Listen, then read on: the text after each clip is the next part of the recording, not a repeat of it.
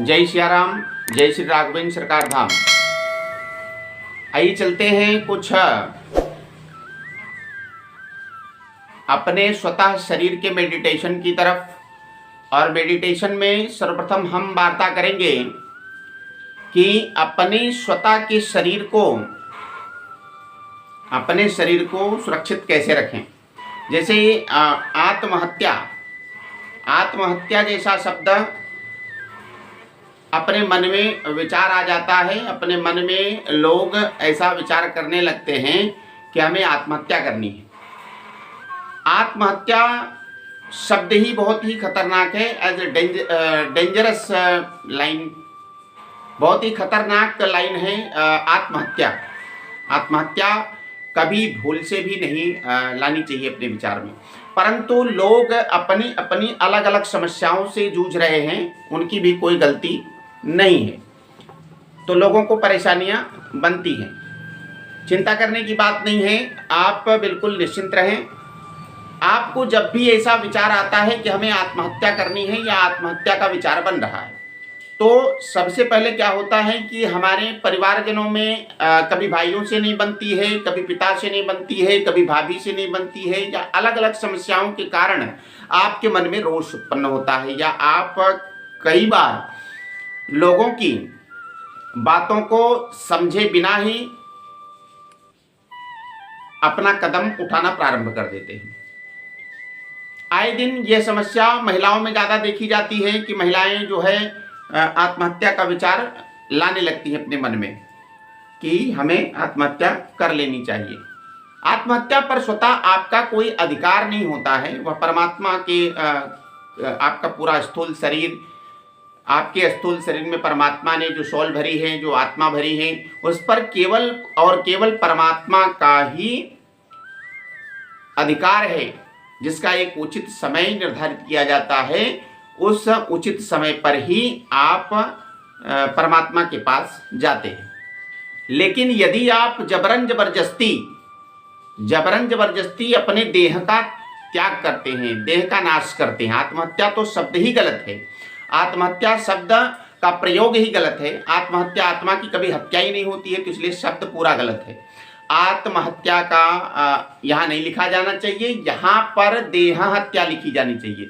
देह का नाश लिखा जाना चाहिए कि आप देह का नाश करने का विचार कर रहे हैं। देह हत्या या शरीर हत्या कर सकते हैं, ठीक है। आप आत्महत्या कभी अपने मन में ऐसा विचार ना लाएं कि आपको आत्महत्या करनी है। जब भी आपके मन में ऐसा विचार आता है, जब भी आपके मन में ऐसा विचार आता है कि मैं आत्महत्या कर लूं, आता है कभी कभी, बहुत सारे लोगों को आता है, प्रायः ऐसा देखा गया है। आपके शरीर में तमाम प्रकार की झंझोड़ें उठने लगती हैं, काफ़ी बातों को लेकर के शॉर्ट्स लगते रहते हैं, मानसिक बुद्धि भ्रष्ट होने लगती है, आपके मानसिकता में अलग अलग विचार उत्पन्न होने लगते हैं।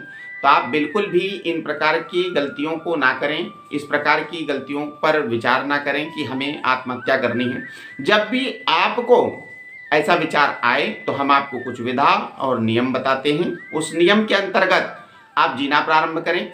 अपनी दीर्घायु, जो भी आयु आपकी परमात्मा ने निश्चित की है, उस परमात्मा की निश्चित तारीख तक, दिवस तक आप संपूर्ण जीवन जी करके फिर आप देह त्याग करें, वो अच्छा है, ठीक है। तो देह त्याग ही होता है, आत्मा तो कभी मरती ही नहीं है, ये नश्वर है और कभी भी मरेगी भी नहीं, ठीक है। इसका शरीर चोला ये अपना घर परिवर्तित करती है, आपको यह बात समझनी चाहिए।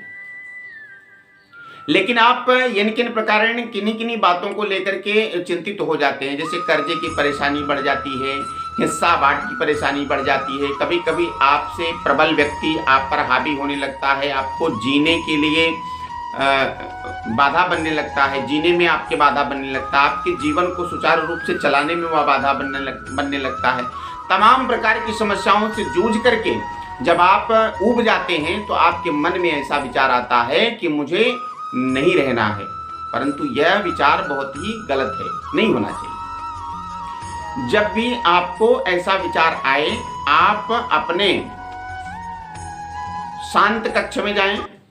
शांत कक्ष में जाकर के परम पिता परमात्मा का स्मरण करें और नेत्र को बंद करके लंबे स्वर में ओम का उच्चारण करें। लंबे स्वर में ओम शब्द का उच्चारण करें और यह प्रक्रिया 15 मिनट तक आप प्रारंभ रखें। और इस 15 मिनट की प्रक्रिया में केवल आप अपने स्थूल शरीर का ध्यान रखें, अपने चित्र का ध्यान करें, किसी का ध्यान नहीं करना है। केवल आपकी इंद्रियों को एकाग्रचित्त करके ओम शब्द का लंबे स्वर में उच्चारण करें और परमात्मा से ऐसा विनय करें कि हे परमात्मा, हमारे शरीर में अंधकार फैल रहा है और हमारे शरीर को उजाले में परिवर्तित करें।